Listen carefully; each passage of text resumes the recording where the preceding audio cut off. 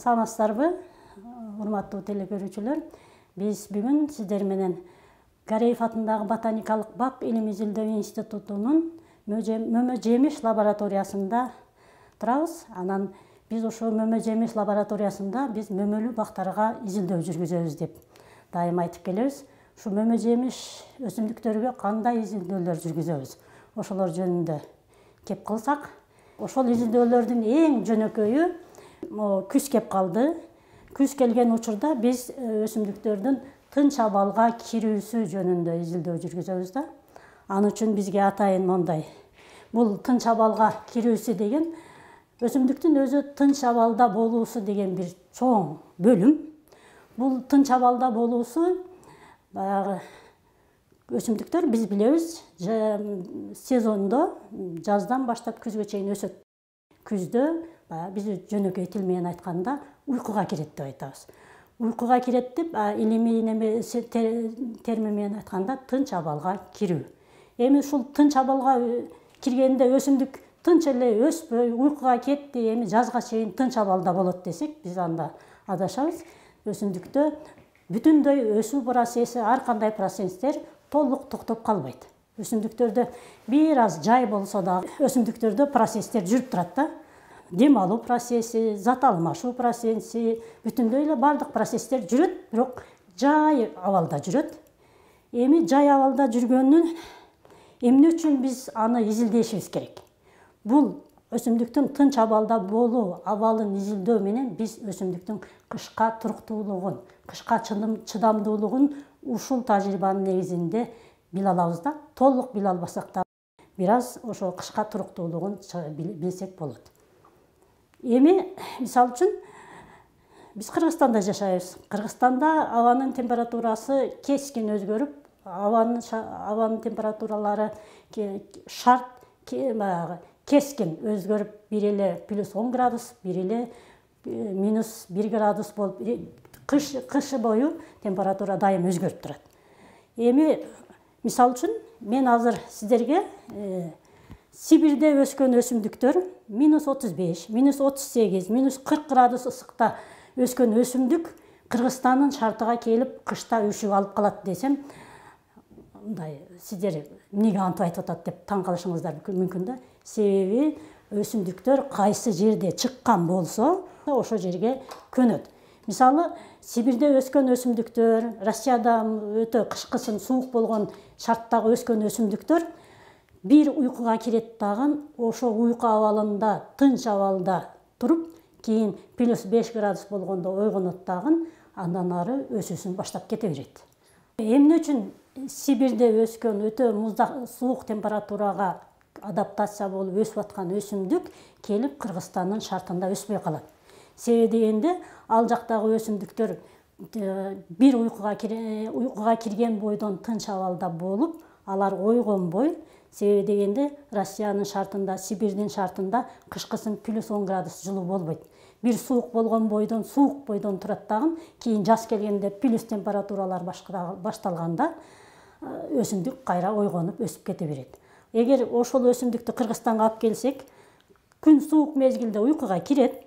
Анан бизде январь айларында да, декабрь айларында да +5, +10 градус болуп, бир жума, 5 күн, 10 күн плюс температура болуп калган учурда өсүмдүктөр өсүштү баштайт. Сибирден келген өсүмдүктөр. Анан кайра бизде 5 күн, 10 күн, бир жумадан кийин кайра кар жаабайт да. Кайра кар жааганда суук болгон температурада ал өсүмдүктөр үшүп алып өспөй калат. Ошондуктан бул өсүмдүктөрдүн тынч абалда болуусун аныктоо үчүн биринчи өсүмдүктөрдүн тынч абалга киргендигин аныктайбыз бизде. Тынч абалга кирүүсүн аныкталат. Андан кийин февраль айдан баштап тынч абалдан чыгуусун изилдейбиз. Биз азыр сиздер менен тынч абалга киргендигин аныктоо үчүн алмурттардын 4 сортунун тынч абалга кирүүсүн аныктайбыз. Ал үчүн мен могу жерде стакандарды даярдап койдум. Могу стаканда бул температураны өлчөө үчүн градусын коюп атам. Могу стакандарда ар бир сорттун өзүнүн атын жазып коебуз. Могу жерде жөнөкөй эле стаканга ошол эм деп койсом, мен өзүм үчүн белге да, бул майская сорту, андан кийин красивая сорту, бул алмурттун красивая сорту, буга К деген белгини коюп, андан кийинки сорт бул неме Стар Кримсон. Алмурттардын кызыл алмурут болуп эсептелет ал. Анын атын. Андан кийин бул жерде бизде турат неме Талгарская красавица деген сорт. Ага мен эми бөлмөдөгү температура неме болуш керек? Плюс 10 градус болуш керек. Biz bul oputtu 10 gün жасайбыз, 10 gün туруш керек ушул стакандарда. Мына стакандардын баарына судан куюп, кадимки эле муздак суу куябыз. Бул бутактарды салып коебуз.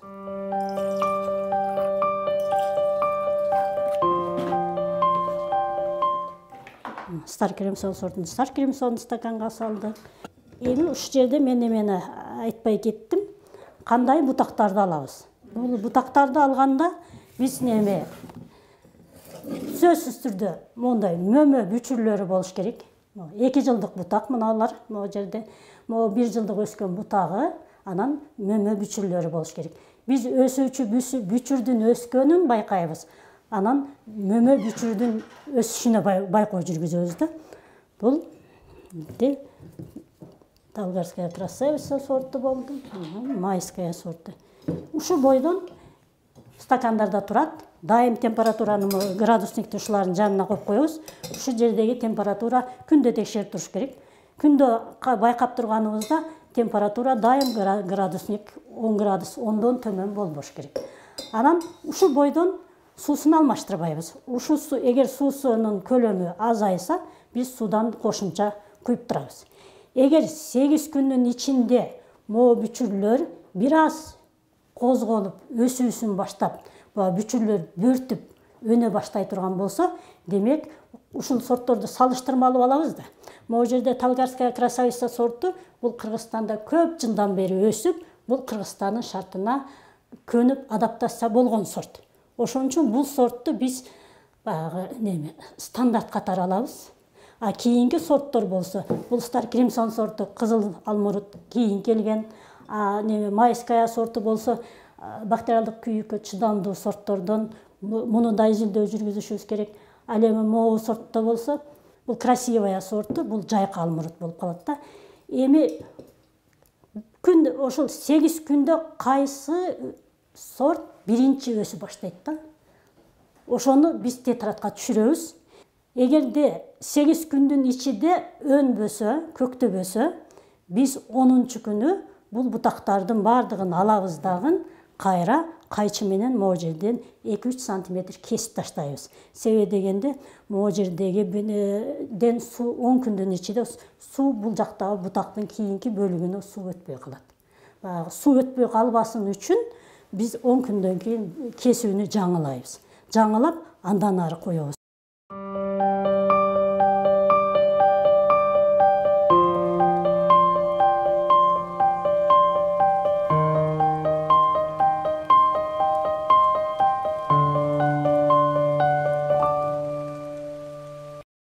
Эми ушул 10 күндүн ичинде могу бүчүрлөр биринчи, могу мөмө бүчүрлөр өсүп баштайт.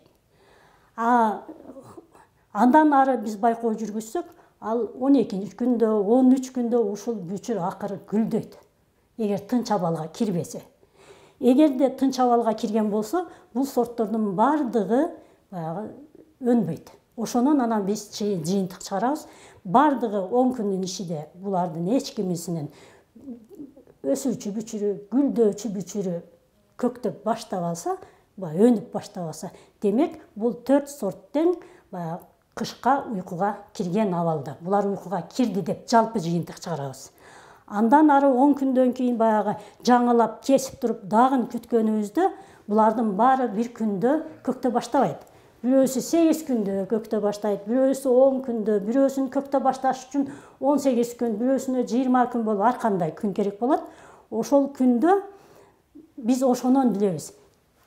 Бирөөсү 13 күндө гүлдөп баштаса, айтабыз, анын тынч абалда болуусу аныкы анча терең эмес деп айтабыз.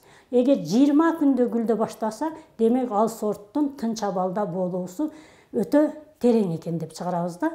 Ошентип изилдөөлөрдү жүргүзүп, ушул изилдөөлөрдүн негизинде анан биз ошо сортко мүнөздөмө беребиз. Демек, бул сорт өтө кышка чыдамдуу сорт. Мунун кышка чыдамдуулугу анча эмес деп. Себеби дегенде, бул жерде балким сиздерге түшүнүксүз болбосо, мен азыр мындай түшүнүктүү кылып айтып бере турган болсом, эгер тынч абалда болуусу канчалык терең, анан узакка чозулган болсо, демек ал өсүмдүк баягы бизде күн суук болуп, кондо уйкуга кирди, кышкысын январь айында болобу, декабрь айында болобу, плюс 10 градус болсо, ал өсүмдүк өспөйт. 10 күн ысык болсо дагы өспөйт, анын тынч абалда болуусу узакка чоюлган.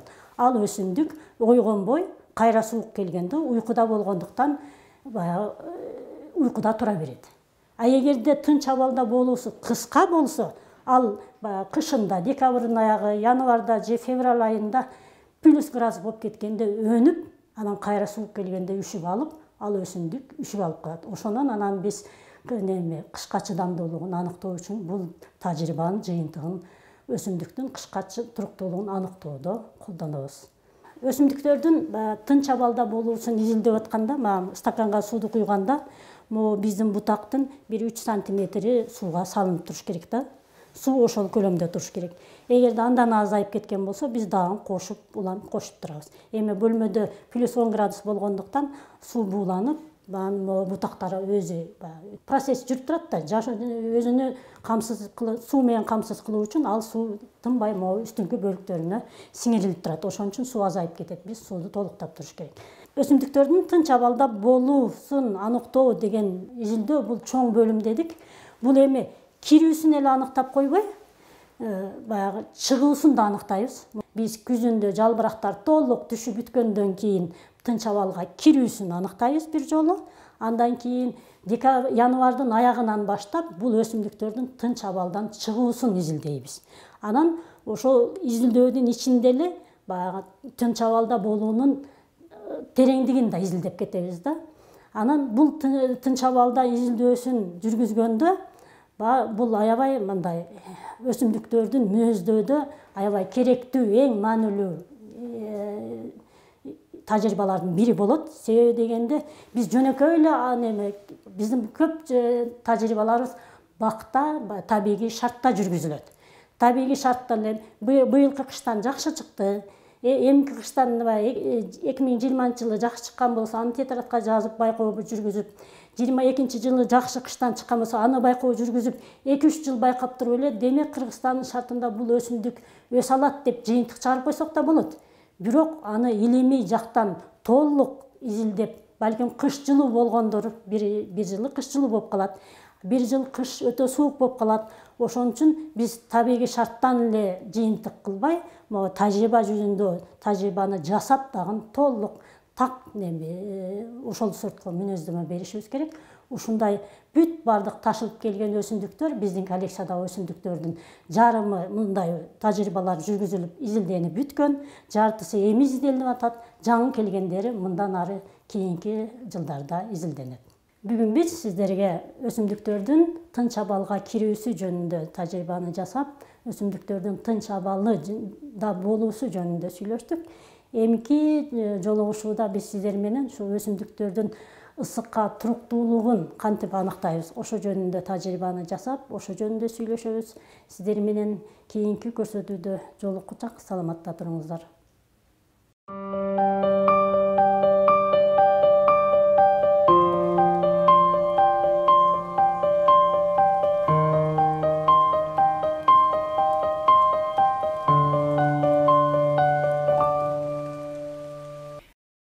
Көрсөтүү Кыргыз Республикасынын өкмөтүнүн номер 67 токтому менен бекиген Кыргыз Республикасында 2021-2025 жылдары мамлекеттик тилди өнүктүрүү жана тил саясатын өркүндөтүү программасынын алкагында даярдалды.